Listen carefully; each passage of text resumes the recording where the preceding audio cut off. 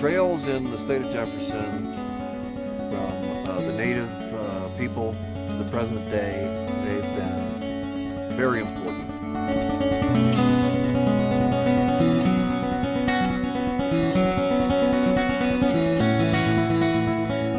Being out on the trails offers people a really good opportunity to kind of let their day-to-day life slip into the back of their head.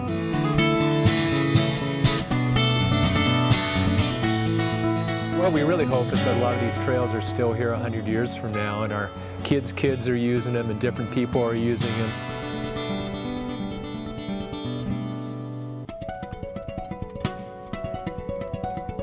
In the Klamath-Siskiyou mountain bioregion of southern Oregon and northern California, there are more habitat types than almost anywhere else in the country.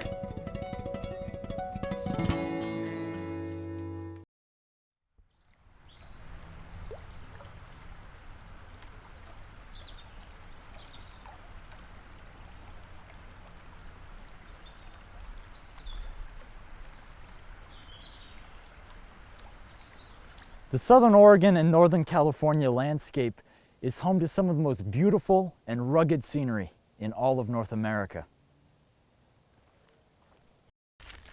The state of Jefferson has cultivated a strong culture toward outdoor recreation. This area is steeped with a rich history of American pioneering and is home to a diverse range of flora and fauna. Hey! Hi! I'm Dustin Fuentes. And I'm Chantell Munoz, and welcome to the Jeffersonian. Today we are out on the trails, taking a hike into the past, the present, and the future, as we look at how trails in the state of Jefferson came to be, how they've changed, and how they're continuing to change. First, we'll take a look at a historical segment that explores some of the earliest trails in the Jefferson area, as well as how and why they were developed. Next, if you love a major rush, you're going to love our second segment, which is all things mountain biking. We'll take a look at how mountain bikers in the greater Ashland area are using the trails, maintaining the trails, and ultimately why they have such a passion for this intense sport. And finally, we'll visit some of the controversies surrounding the use of the trails today and hear some of the various points of view about conservation, the preservation, and recreation of the trail systems in the Jefferson area. So grab your running shoes. Or your hiking boots. Or your mountain bike. And join us on the trail.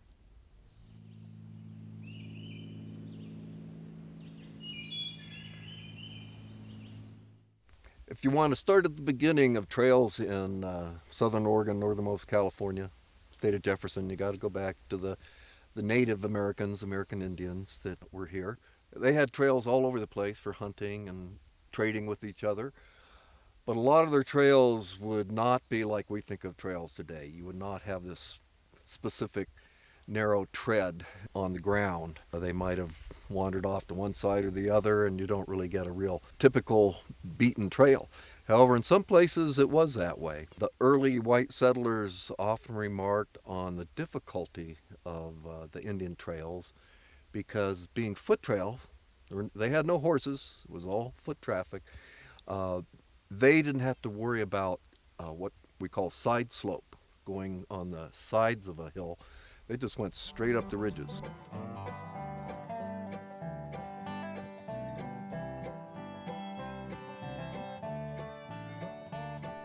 Probably the main Indian trail of our area was the trail that linked present-day Siskiyou County, California with present-day Jackson County, Oregon, which over the years gradually evolved into, well, it became known as the Hudson's Bay Company Trail in the 1820s into the 1840s because the Hudson's Bay Company beaver trappers used it, this Indian trail, they used it, and they were on horseback, they weren't afoot.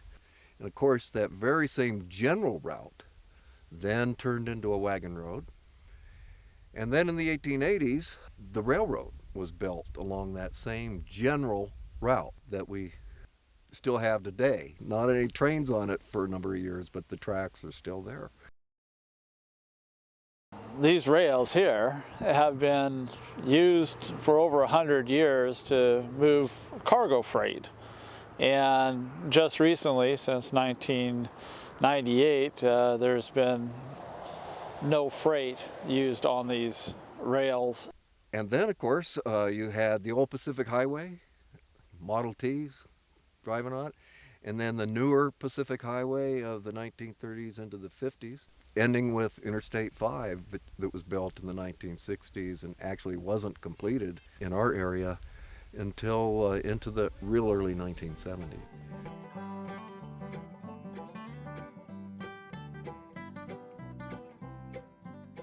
Because Siskiyou Summit, Siskiyou Pass, was the easiest and lowest place to cross this mountain barrier between what's today California and Oregon.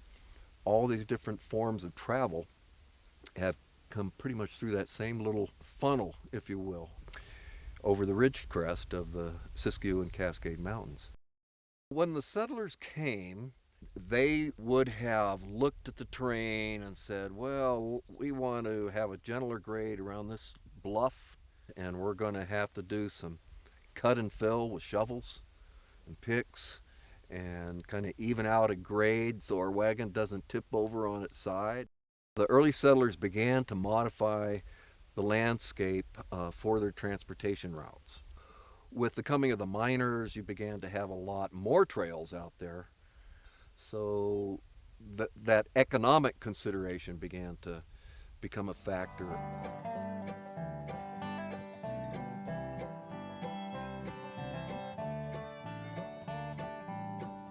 The Forest Service had been establishing its own trails and using older trails as they could. And then during the Great Depression in the 1930s, there was a employment program known as the CCCs, the Civilian Conservation Corps.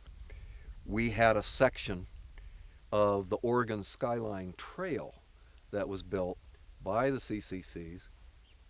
The trail was laid out by the Forest Service, by Forest Service trail specialists. This trail hugged the spine, the high country of the Cascades, of the Cascade Range from Mount Hood down south of Mount McLaughlin. And so this shows a whole change in attitude about trail building. Now it's recreation.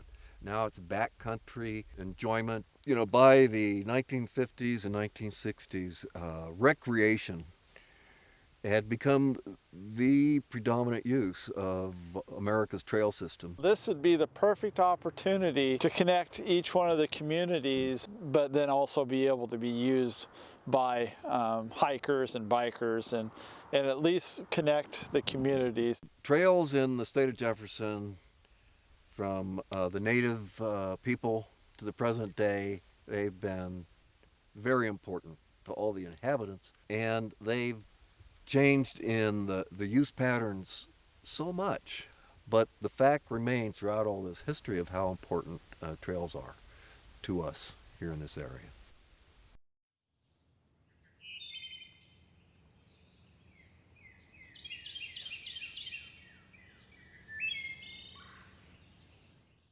Trails have been established in our area for over 100 years, but they've had a much broader impact than simply getting people from point A to point B.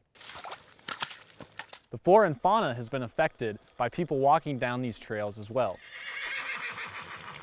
For decades, people have used trails primarily as transportation routes. Today, they're used mainly for recreational ones, such as running, hiking, mountain biking, or even horseback riding. Trails also give access to all sorts of different habitat types. And here in the Klamath-Siskiyou mountain bioregion of southern Oregon and northern California, there are more habitat types than almost anywhere else in the country. Trails have given a lot of people access to natural places they would have never seen otherwise, and that's motivated them to protect these incredible ecosystems around us. Let's go see what mountain bikers are doing to both enjoy the trails and help maintain them for the future.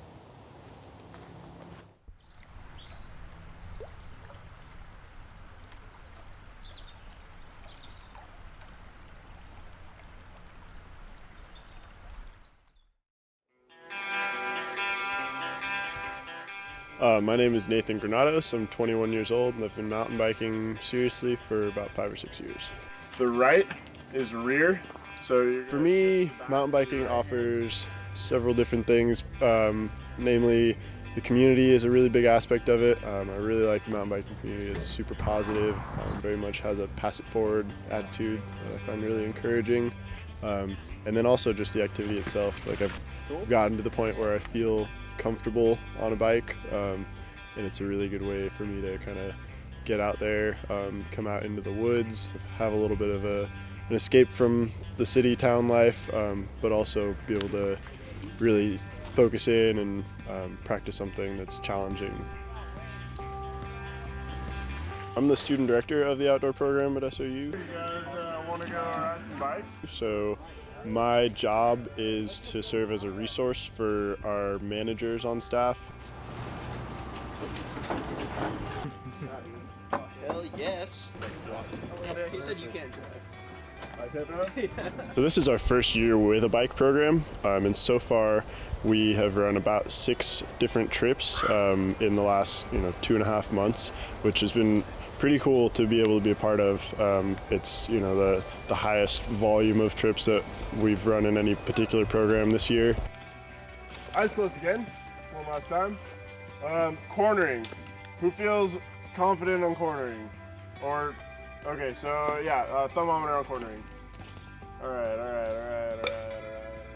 Then we were able to do a Halloween ride, which was rad. And it was the day after Halloween. We had folks out in costumes, and it was a beginner-oriented ride. So we went through some of the basics: shifting, braking, body position, cornering, and riding over obstacles. And then we got to practice in the watershed. Good. Nice, good job, man. No vegetarians and free for all. Go. What? What? Sometimes it's weird, like, sometimes you feel it and you're like totally in the zone and you're just like, and sometimes you're like getting held up on stuff or like thinking about, like life and things, and gets tricky. But I noticed that I had to, a time or two, really bring myself back to the trail. If I wander at all, because you never, what might be right next might take you off. Totally. So you have to really be present all the time. I mean, like 1/2 second where you don't look at that rock, or like you look off to the wrong side and clip your bars or something. Like, right. That's all it takes. Yep.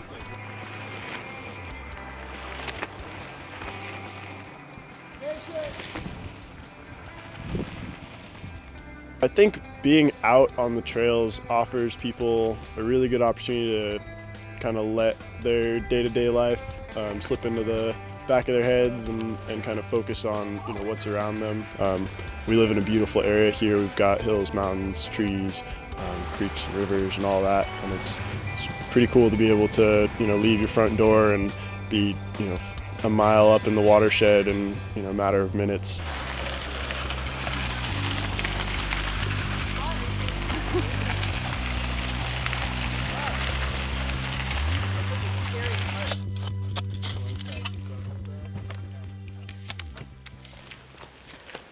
So as a mountain biker, trail maintenance is incredibly important, since these trails don't create themselves. They're either built a couple hundred years ago or 5 years ago or whatever. They weren't created out of nothing. People came out here and built these trails, and whether that was legal or illegal, we have them now. So it's important for us to maintain the ones that we do have, and to work to get new ones that are legitimate, approved by the Forest Service and land management agencies, and then get the community out here and build those trails, maintain the ones that we already have, keep them fun for us to ride, fun for the next person to ride, and make sure that they don't harm the environment that we're riding in, be respectful of that. So yeah, it's incredibly important.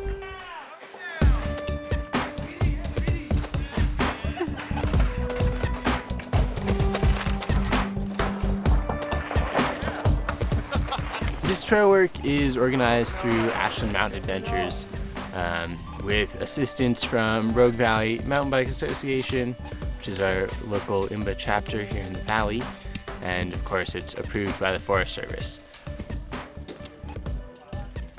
We meet at Ashland Mountain Adventures in the morning, have coffee, bagels, orange juice. They always provide really good snacks. And then we'll load up on the vans. Everybody can bring their bike. We load up all the tools, and then we'll drive up to whatever section we're working on. We usually split up into smaller groups with team leaders who will kind of divide the work, make it a little bit more efficient that way, so everybody's working on a different section. We're just working on smoothing the trail out, building things that keep it running, prevent it from getting run down in the future, and just making it safer for riders. For instance, right here, this was kind of a big drop and could be scary for a beginner rider, but we're smoothing it out so that it's not quite as scary. Some of us have chainsaws because there's trees that fall, so to get those out of the way, and some of us have shovels to fill in any holes, or rakes to rake out the bumps that happen. Sometimes on the corners of the berms, they'll start to, the logs will start to rot away, so those will kind of start to fall over, so we'll fix those. We felt that it was our duty because we're a commercial business and we bring a lot of people here from other places to come and ride Mount Ashland. And the most important thing is that our trails stay well maintained and hopefully get new trails. And the best way to do that is to take care of what you've got and have respect for the trails. And we feel like we owe it to Mount Ashland for being so good to us. Mountain biking is definitely a lifestyle. It's not just a hobby. It gets under your skin. You get addicted to it. I've been mountain biking for 22 years, and I think I've been through 17 different bikes in my career of mountain biking, and I can't tell you how much I love it. I dream about it. I wake up in the morning and I think, where do I want to ride today? Who am I going to ride with today? And one of my favorite things is getting people that have never mountain biked on the mountain and giving it a try, and just seeing the smiles on their faces and hearing them whoop and holler behind me or in front of me, and then seeing them have such a great time. For me personally, it's a great way to stay in shape while having fun. I mean, who wants to go run on a treadmill inside when I can be out here in the woods with my buddies having a blast on a bike, you know? Can you describe mountain biking in one sentence?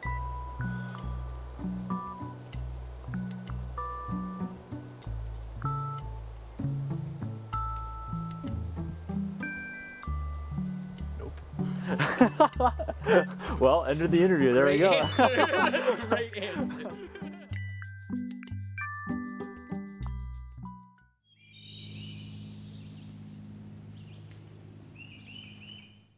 As we've seen, trail maintenance can help mitigate soil degradation and watershed issues created by some of our activities on the trail.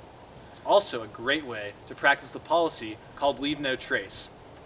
These policies are: Plan ahead and prepare. Travel and camp on durable surfaces. Dispose of waste properly. Leave what you find. Minimize campfire impacts. Respect wildlife. Be considerate of other trail users. The 7 principles of Leave No Trace help keep nature natural.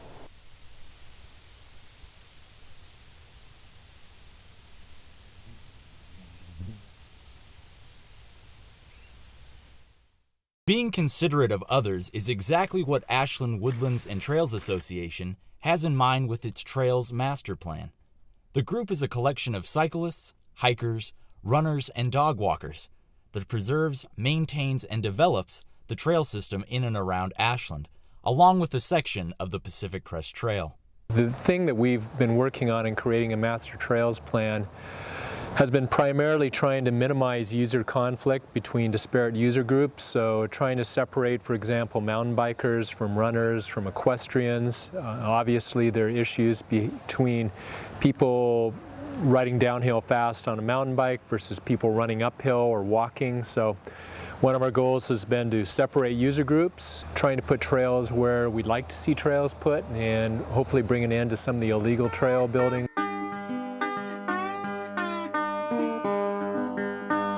I will say when I first moved here about 8 years ago, it felt a little bit more like we were kind of at odds, that there was a little bit more conflict, there was a little bit more friction. I'm noticing now more and more frequently, for example, when I see a mountain biker come down, we often will say, We'll pass each other happy greeting, and often I'll either ask or we'll get unsolicited, there's 2 more behind me, or just to sort of let us know. So we all seem to be trying really hard to work with one another. I think that now that there are more trails than there were, because of the good folks at Ashland Woodland Trails Association, other things, there's a little bit less congestion on some of the trails. I would say 90% of probably 95% of the mountain bikers on the trail I have good experiences with, and a lot of them are friends.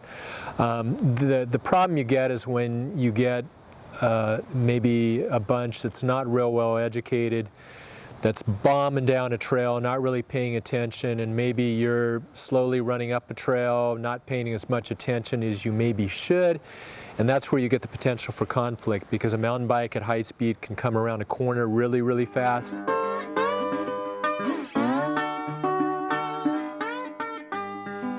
Right now we're in the midst of a almost 3-year-long effort to develop a trails master plan for the Ashland watershed, and that entails a very lengthy process dealing with the Forest Service as well as the City of Ashland. We had been going to the Forest Service in previous years and had been requesting 1 or 2 trails be open, and they suggested what we really needed to do was to have more of a trails plan so they could look at it from an entire system rather than just trail specific. We're hoping that we will get the master trails plan approved by, I'm going to say, January, February timeframe. And then some of the lower down trails we'll be able to start constructing right away. Some of them will be in snow at that time, so we won't be able to construct them, but we're certainly planning on getting 1 or 2 trails a year fully constructed. The master trail plan incorporates a lot of different things. There's a number of trails that we view as primarily being pedestrian or foot trails. There's some trails that we're primarily designing to be downhill mountain bike trails, and the needs of those user groups are different. The downhillers may want trails that have a good general fall line the whole way with some jumps and things that they want to do. Runners may want a different type of fall line. So we're trying to design trails so that we're giving our users what they want and can enjoy. We're trying to design them so that they separate the user groups, and we're also trying to design the trails in such a way that they self-select a little bit. For example, a really well-designed running trail might not be very desirable for somebody on a mountain bike if we design it correctly. So there's some design features that we can put into trails to help select for the user groups that we have, and that's one of the things that we've really thought about in how we're doing our trail design.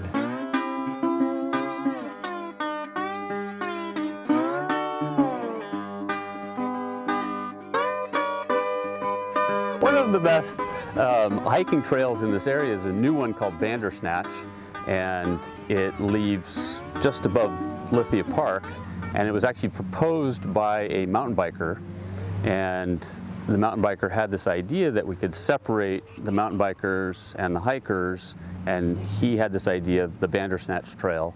Another AWTA member, the president, Rob Kane, and myself marked the trail several times and then presented it to the city, and then they hiked it with us, and then we flagged it, and then we had a massive trail work party.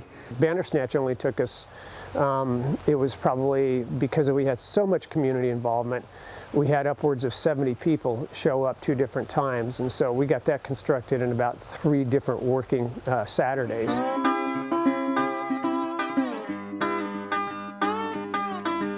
For a lot of us, we see this as a legacy project, you know.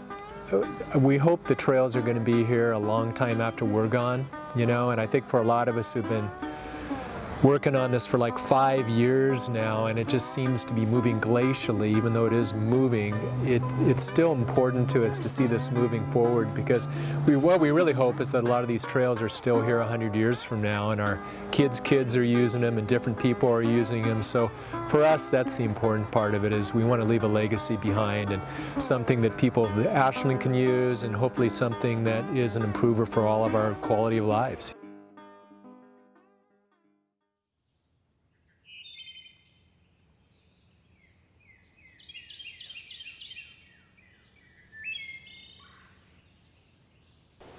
Well, that wraps up our hike and this episode of the Jeffersonian.